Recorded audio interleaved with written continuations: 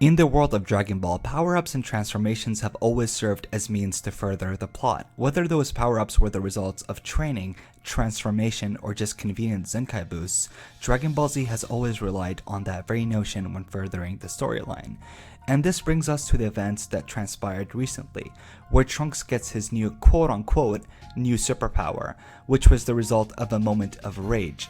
Now I'll be honest, I wanted to make this video last week, but I decided to be patient and wait till we had more context to what this form was. But to my dismay and surprise, episode 62 made no comments on what happened to Trunks. Even Goku and Vegeta made little to no remarks on Trunks' new form. I mean, aside from just shocked faces, there was nothing to be revealed, nothing to be added, and nothing substantial that we can confirm about the incident. So where does this leave us? Well, we can speculate two things. One, that at first glance with this form, we notice a blue aura around Trunks, and even when he goes into this form, it looks as if he absorbed what I can only assume as of now is God Ki. The second thing we know is that Trunks is powerful to hold off Goku Black, which makes Trunks a god tier character. Not necessarily someone who has God Ki, but we know his power rivals that of a god. And I honestly cannot agree with this, even though I mentioned in the beginning of the video that characters do get stronger to further the plot, but these power-ups makes sense more so than often. Now the issue with Trunks' form has less to do with making sense, and more so with not having a proper build-up. Now I know what you're thinking, but he saw his family dying, what else can you ask for? Plus he's a half-breed, meaning he's definitely qualified for a rage boost. Again, that is not my issue, because if it was a rage boost, then where was that rage boost when we saw his mother getting strangled to death in front of him? Where was that raw form when he thought Mai, the last person that he seemed to care about, die in front of him, the person who nursed him back to health, the person who fought alongside him? Where was that superpower? That's right, the plot did not set up that transformation as of yet. But the question is, was there a setup during the fight against Black? Well, one instance we can refer to was when he fought Vegeta Super Saiyan Blue, and people till this very day took that as training. Sorry, but what part of that was training? You mean the part where Vegeta savagely tears Trunks in U1? Because to me, honestly, I love the scene because I saw more of motivation to Trunks, as Trunks looked very down and helpless when he saw what both Goku and Vegeta could do, and Vegeta was trying to tell his own son that he shouldn't give up and aspire to be stronger, in a similar fashion to what he did to Kaba. Now, I don't think Trunks got a Zenkai boost from that, as Zenkai boosts work when we go through a near-death experience during a fight. However, I'm willing to give Trunks the benefit of the doubt that he had an idea of how God Ki works. But the problem is, even if he did know how God Ki works, it's still not something that should be accessible through getting angry, especially when the whole premise of God Ki is control and letting your ki not slip out of your body. The color blue in the Super Saiyan God transformation represents tranquility and calmness, so achieving a semi-god blue form or whatever that was is nonsensical. Furthermore, even if I'm willing to be lenient and say it's fine, we can't neglect there was no proper build-up for that form to even happen. Listen, getting angry like Goku or anyone does in the Dragon Ball series is one thing, but unlocking a form out of the blue, quite literally, is another thing.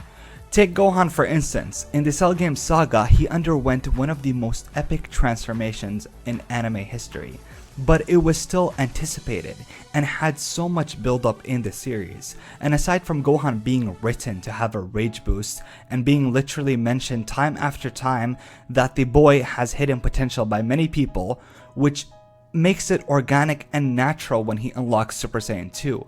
In fact, Toei Animation took it a step further and showed us a filler scene where Gohan taps into Super Saiyan 2 for a few seconds, and Goku witnesses his power, which again creates proper build-up. Goku did not throw his son away just to die. He told us he had power and he knew about it, and that power will come out. We as audience expected it, but even though we did expect it, we were completely shocked, mesmerized, and enthralled with the results. There was some sort of payoff because Toriyama laid the groundwork of Gohan having this dormant power. It was just a matter of when he will unlock that power. So going back to Trunks, was there build up? No. Was there a flashback of him tapping into this power? Was there a scene where this was foreshadowed? No, because guys, this was a case of just blatant fan service. Just like the My Bulma scene, which by the way I can accept to some degree because that scene did not further the plot.